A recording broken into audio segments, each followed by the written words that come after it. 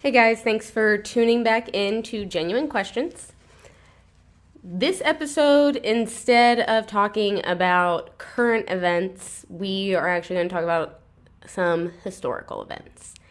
And I got to thinking about these topics, like I said at the end of the last episode, because watching all of this play out over the first 3 years of Trump's presidency, I started to think to myself how frustrating it is to be called a conspiracy theorist for looking at the stories the way that I do, where I don't know if they're true, but I definitely think that there is, as I've laid out, a lot of reasonable evidence to think that this version of events might be true. And my biggest concern is how the media and politicians just label everyone as a conspiracy theorist for asking these questions without actually satisfactorily explaining why they're not true. So that got me thinking how frustrated I would be if, 20, 30 years down the road, I'm talking to some kid and I look through their, social studies history book and I see that the version of events that gets enshrined for future generations is that Donald Trump cheated with Vladimir Putin to win the 2016 election and, stole Hillary's rightful spot. So that frustration on the what if got me to start considering what if certain events that happened before my lifetime have not been recorded accurately for posterity, and maybe there is more to the story. And the things that I found have been incredibly interesting and have shaped my opinions about what's going on today. Because I was talking to a friend about all of this, and some of my more conspiratorial theories on what might be going on, and I kept referring to, they are doing this, they own the media, etc. And she asked me a very good question. She stopped me and she said, who are you referring to when you say they? And so I hope my goal with this video and then the next couple in this little historical mini series we're going to do, I hope this puts into context for everybody who I am referring to when I say they, who I think the common enemy that we should all be uniting against is. There's different terms for it. I know people will call them the deep state, the cabal, the swamp, Illuminati, whatever term people use when they talk about these things.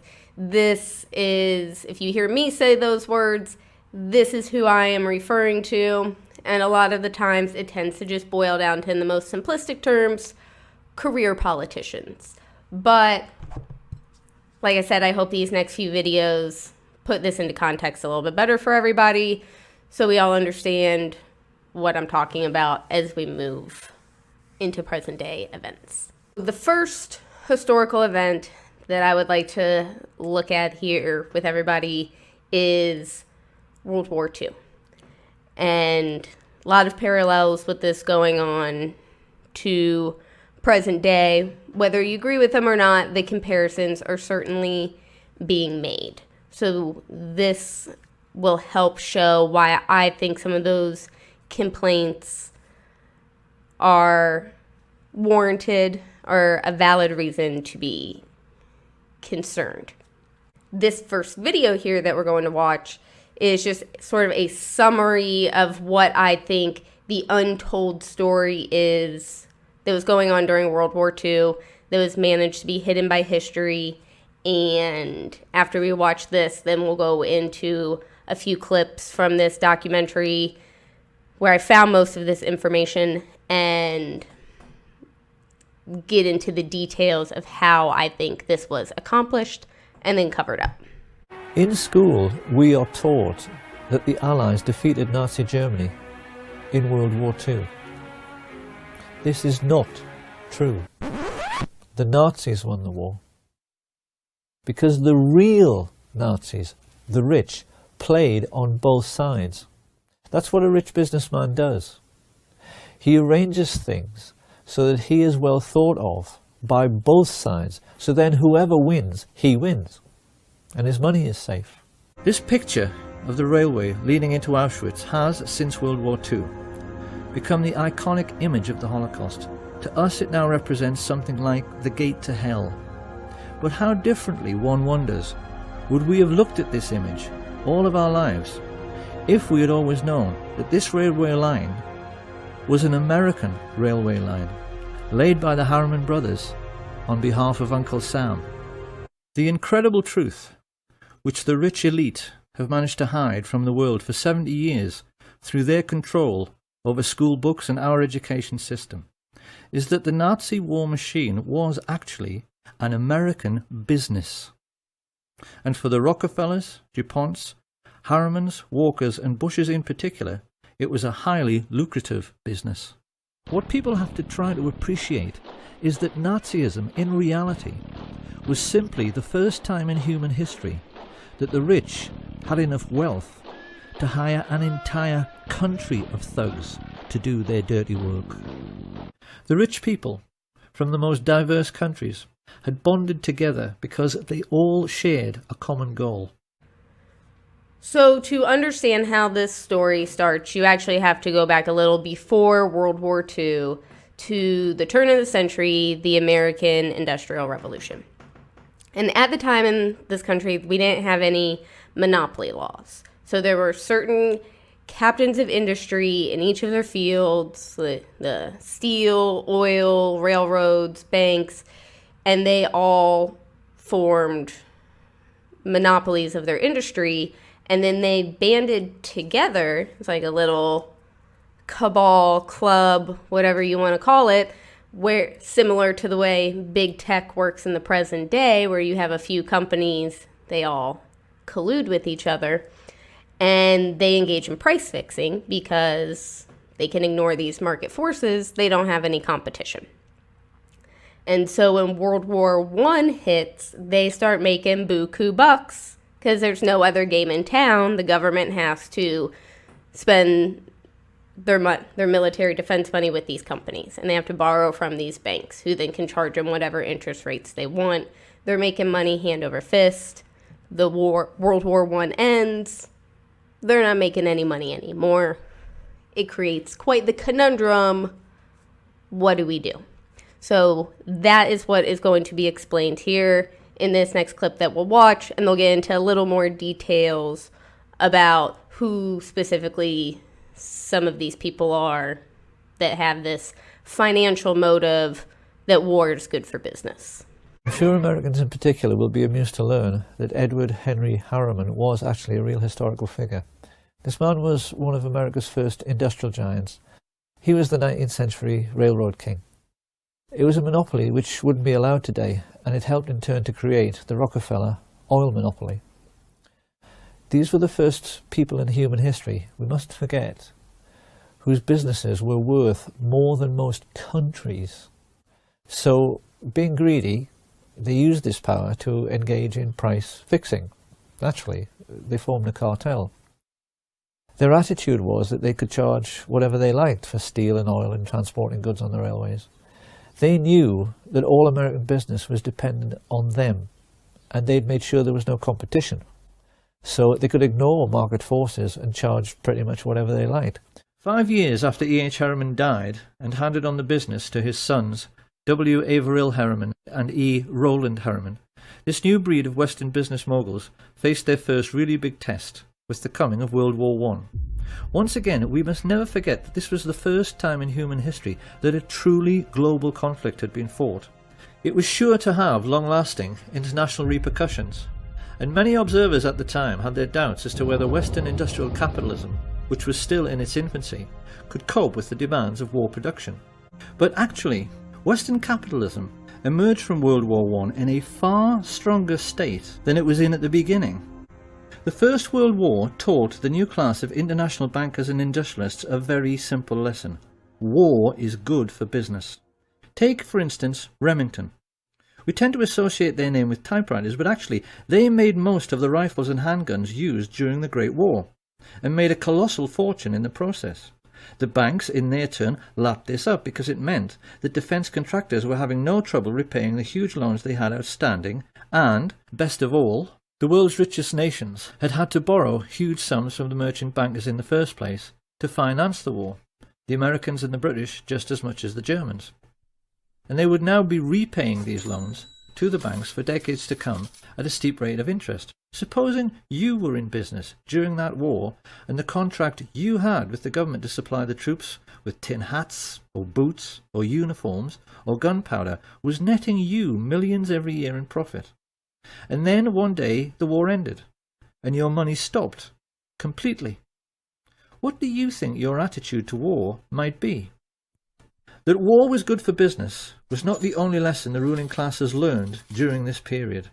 There was also, over in Europe, some royal motivations that set the stage for World War II as well.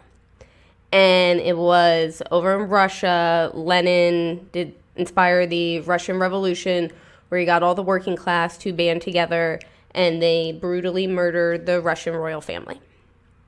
And so the other European royal families saw this and became concerned that that could happen with their working class in their countries, that they could band together and revolt against them. So they wanted to smear the idea of communism, so none of their people banded together to try it, to oust them. And they wanted to be able to protect themselves against this Russian communist influence. And so this clip goes into details on those particular motivations. The Russian Revolution of 1917 terrified rich people all over the world. Watching Lenin and Trotsky taking over such a vast area of the globe, the kings and queens of Europe's tiny sovereign states in particular became extremely nervous. The question on all their minds was, supposing the communist success in Russia should inspire their own working class to rise in revolt, and the brutal execution of the Tsar and his family, particularly the bayoneting of his young daughters, sent a shockwave through the upper classes of every nation. Did a similar fate lie in store for the royal families of Holland, Sweden, Spain and England? The British royal family are, actually, German, and their real name is Saxe-Coburg-Gotha. They only changed it to Windsor after Windsor Castle in 1917 to hide the fact that they were German during the First World War. The kings and the queens and the international bankers and industrialists wanted to make certain communism could never succeed. They were determined they weren't going to finish up like the Russian royal family, and they were determined to hang on to their money. They were much more afraid of the ordinary working people in their own countries than they were of fascist Germany. What they wanted was to make Germany strong again so that she would become a bulwark against Soviet communism. It was around this time that the newspapers, which these same rich people owned, made sure the word Bolshi, a truncation of Bolshevik, entered the English language, so that we would associate Bolshevism with aggression. And it was with these subtle and not so subtle methods that the international elite began to shape our destiny for the remainder of the 20th century. So the royal families were motivated to rebuild Germany after World War I because they wanted that to be a buffer between them and communist Russia, like a military buffer.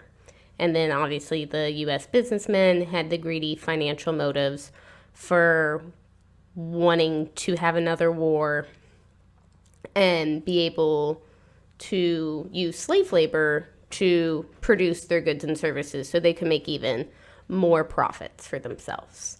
As mass unemployment led to hyperinflation, the famous stories of people papering their walls with worthless Reichsmarks and handing over their life savings for a loaf of bread soon followed. With German investors on their knees, the new Illuminati moved in and began buying up shares of stock in German industry at a knockdown price. With such heavy investment coming into the country, particularly from America and Britain, Germany began to recover very rapidly. And then the new class of international financiers began searching around for a homegrown, authoritarian political movement they could support. What they needed was someone they could count on to be both aggressive and expansionist. Until finally, the rich elite found a man and an idea which they felt might deliver the political outcome they desired. Hitler, who they knew would go along with their building concentration camps so that slave labor would pay for all the planes and the tanks and the guns. I want to take a brief time out here to tell another quick story that illustrates what I was talking about, how the media can rewrite history and just completely erase certain things that happen, sometimes very interesting things. And that is the story of a military general, kind of a funny name, Smedley Butler, who probably one of the most unsung heroes in American history. And if you want to look up his story, you can find it by looking up the business plot. And it is something that is labeled as a conspiracy theory, but what it is this story that these American industrialists and European royal families actually banded together before finding Hitler, and they tried to implement this fascist government here in the United States by overthrowing Franklin Roosevelt. And how they did it was after World War I, there was a group of veterans who were promised this bonus check for their military service. But it was going to be paid out to them, I forget how many years into the future. And then the Great Depression hits, and the government says, we can't give you these bonus checks, and these men are very disgruntled. They're referred to as the bonus army. So these American industrialists and European royal families decided to take advantage of their anger and use them as their own private military to overthrow the U.S. government, and they chose this former military general, Smedley Butler, to be the commander of the bonus army. The problem with this is Smedley Butler is not a fascist and was not supportive of their plans, so he double-crossed them. And he went along with the plot long enough to figure out who was involved in it, and then he went to Congress and the president, and he blew the whistle on him. You can watch his congressional testimony where he makes a very impassioned plea for the virtues of freedom of speech and democracy and denouncing this attempted fascist coup. And when you read about this online, the American present-day media, like I said, will call this a conspiracy theory. And the ways that they debunk it is they will say that Smedley Butler is a schizophrenic and he made the whole thing up. They quoted some of the American businessmen who were accused and said that, well, we talked about that, but we were just joking around. Another one of the accused said, well, it was just a pipe dream. We didn't actually think it could happen. So either the man's schizophrenic and he made up the whole thing, or you did talk about it, joke around about it, had it as a pipe dream, just never thought it would come to fruition. Both of those things can't be true. So the media, in spite of telling you that this is debunked, they truthfully don't know at all, because all they're telling you is that it could be anything. We just know for sure that Smedley Butler is not the one telling the truth. And to me, he could be. If everything else is a possibility and you can't rule out any of those, that maybe he's schizophrenic, maybe we said it as a joke and he took it the wrong way, maybe we really did mean it, we just didn't have a shot in hell of having it come true, then it's an honest media would say it's at least equally likely that Smedley Butler is the one telling the truth here when he testified in front of Congress. So just the sheer fact that they tell you that is the only one that is debunked and you're a crazy conspiracy theorist if you believe it, but all of these other various stories may be true, we don't know, that in and of itself is what gives the credibility to Smedley Butler's story, at least for me personally, and completely trashes the credibility of the modern mainstream media. And just to round up that story real fast, the FDR didn't do anything about it when Smedley Butler gave him this warning. because it was right after the Great Depression. We were coming out of the Great Depression, and FDR was afraid that if he locked up all of America's top businessmen, then that would send the economy into another downward spiral that we would never be able to recover from. So that is allegedly why nothing was done and why those people were not held accountable and then were free to go on and try to implement the same type of idea over in dilapidated Germany after World War I.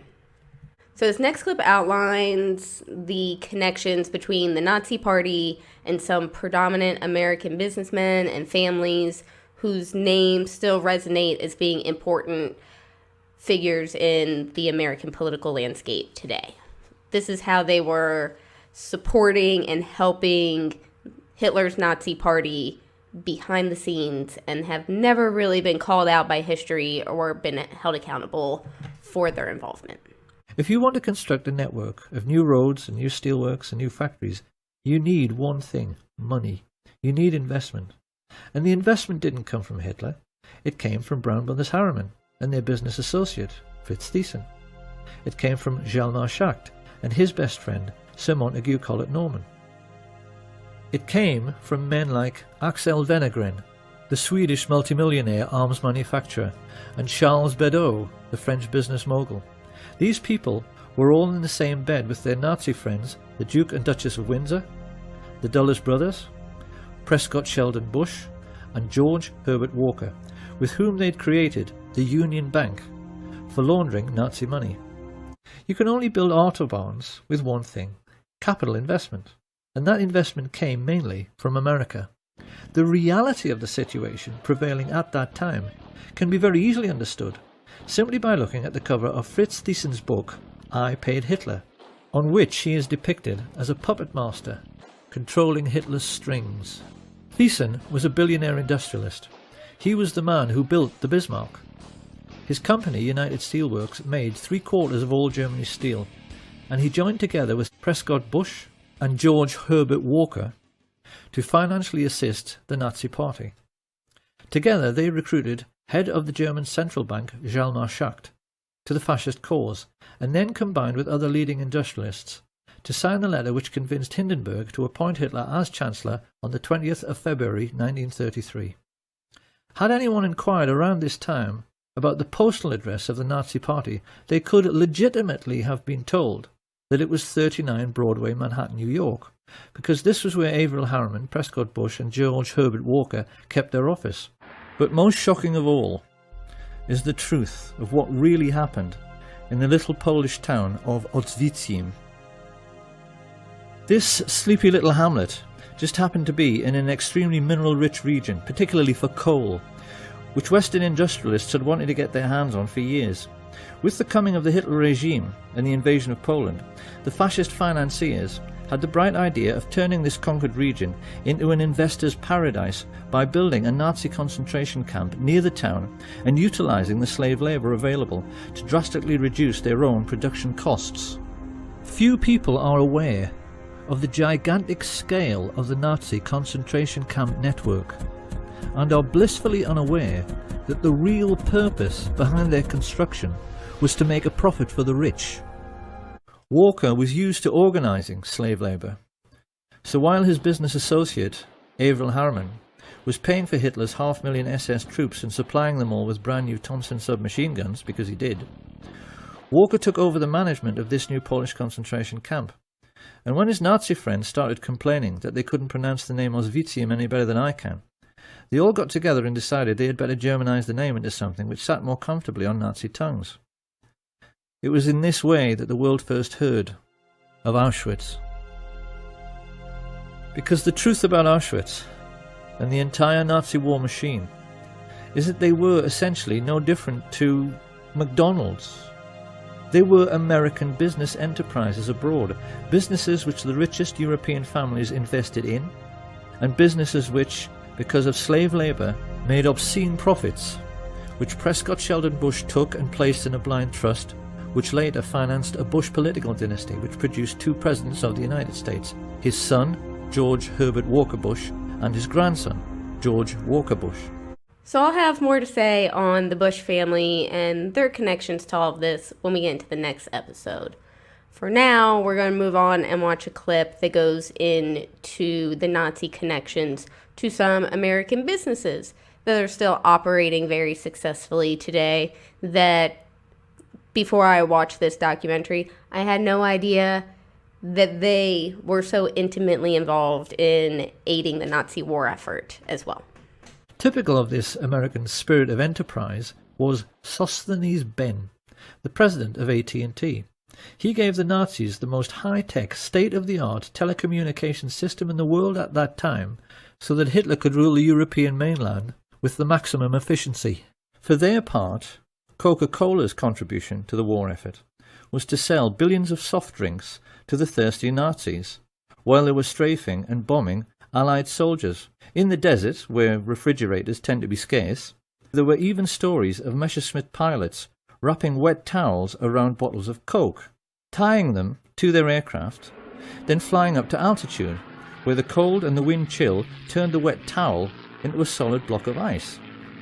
They would then dive down, crack open the towel, and enjoy an ice-cold Coke in the desert. Some of the most emotive images in world history are those of the Nazi war machine swooping across the Low Countries to begin their occupation of France. But if anyone at that time had taken the trouble to lift up the cowling and look at the engine, they would have found these were actually Ford trucks, which had been built with personal permission from Henry Ford, who was sitting in his office 4,000 miles away in Dearborn, Michigan, a service for which he was given the Grand Cross of the Eagle, the highest honour the Nazis ever bestowed on a civilian. Hitler so admired Henry Ford, he kept a life-size portrait of him on the wall next to his desk, and even his legendary Panzer tanks were tainted by these sorts of practices, because they were made by I.G. Farben, who had entered into a cartel with the Rockefellers' Standard Oil. The Standard Oil I.G. Farben cartel even made the Zyklon B gas for the Jewish Holocaust. The government in Washington knew all about this, and largely did nothing. Licensing arrangements for trading with the enemy in wartime were issued without any fuss, even to the extent that after the occupation of France, the Chase and Morgan banks in Paris simply carried on doing business as usual. If they had wanted to, the Western multinationals could have grounded the Luftwaffe and stopped the war at any time, because the German aircraft were totally dependent on imported supplies of tetraethyl lead, an additive which prevents knocking in aero engines. But Standard Oil kept the supply of this vital resource going through neutral Switzerland for the entire war. And any Dutch people who might be wondering at this point what kind of percentage the Swiss took from this little arrangement, they need to be aware that thanks to Prince Bernhard von Lippe, Royal Dutch Shell gave Hitler millions of tons of crude oil for nothing. The Dutch royal family actually fueled the invasion force which annexed Holland, and were instrumental in helping the Nazis to rape their own country. So you just heard there are some royal Nazi connections as well, how they helped aid and abet this war effort. In the case of the Dutch royal family, out of their own pocket. So their motivation couldn't have been greed. Clearly they had something else at stake that they wanted to help the Nazis succeed. So this next clip goes into more details on some of those royal connections to the Nazi Party. The Nazis were also given a lot of help from the City of London, help which came mainly in the shape of Sir Montague Collett Norman, Governor of the Bank of England. Norman was connected to Bush and Walker through the merger of Harrimans with the Brown brothers, who traded in London as Brown Shipley, hence Brown Brothers Harriman. Few British people at the time were aware that they only enjoyed relatively cheap clothing, because it was all made from slave cotton brought from America on the Brown Brothers ships and sold to British mill owners. Montague Norman was heir to this colossal Brown Brothers fortune, and even as the newspapers began to fill with stories of Nazi concentration camps, he still declared himself to be Hitler's most avid supporter. One might have thought Sir Montague's close personal friends, the royal family, would have been outraged by his comments. Nothing could be further from the truth. Dozens of critics have pointed out that the Duke of Edinburgh's brother was the head of the Nazi SS. And King Edward VIII, before he abdicated to marry the American divorcee Wallis Simpson, visited Hitler to make it abundantly clear to the whole world that he too was a Nazi. He even signed his name Herzog von Windsor. Now, obviously, the British, and the Dutch in particular, will have a very hard time accepting that their royal family profited from Nazi concentration camp slave labour. But if you go online, there is so much about this on the internet now. It's become plain that historians are more and more proving that those days were really all about the Western world's rich coming together to fund a Nazi war machine which was meant to protect them from the Soviets. So as he said, this is no secret. This is discussed, and I think it's season 2 of The Crown, with Queen Elizabeth's uncle, who had to step down from being king to marry the American divorcee. He was writing letters to the Nazis, letting them know which cities were the most vulnerable for them to attack in Britain, because allegedly the plan was he would help the Nazis invade Britain and then they would reinstate him as king.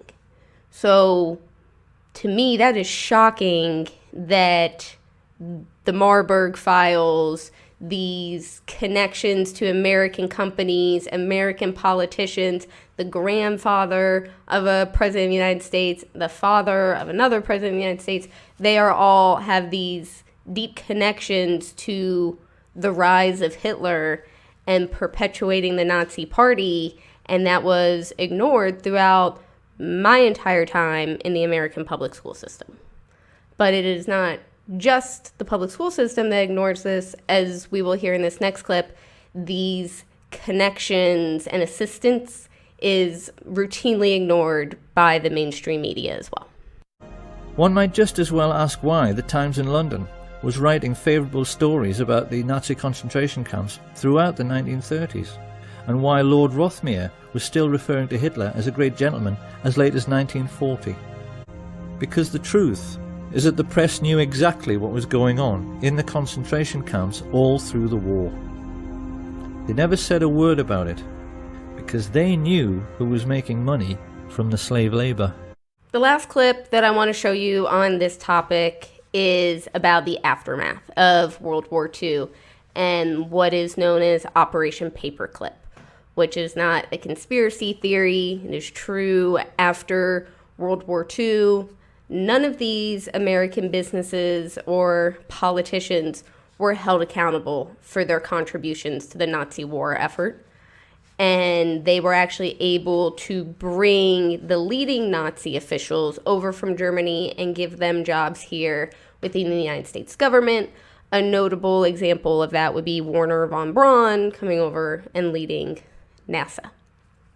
And these American industrialists and businessmen and politicians in the aftermath of World War II and their total lack of accountability for it managed to negotiate with the United States government.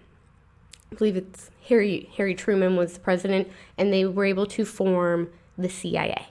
So that is the inception of the CIA, and moving forward, I think that is very important to understand that the CIA was essentially started by a bunch of Nazis who were not held accountable for World War II in any way, shape, or form. They were able to come over here and create this government agency that essentially operates as an off-the-books shadow government. At the same time that the world's rich elite began grooming Hitler for his starring role, they also became even more deeply involved in military intelligence. The lesson here being that the American variant of military intelligence started out with businessmen protecting their investments, just as if they were a mafia. Right from the very beginning, it had nothing to do with national security and everything to do with money. And it was these same people who brought Hitler to power during the 1920s by becoming business partners with leading German industrialists.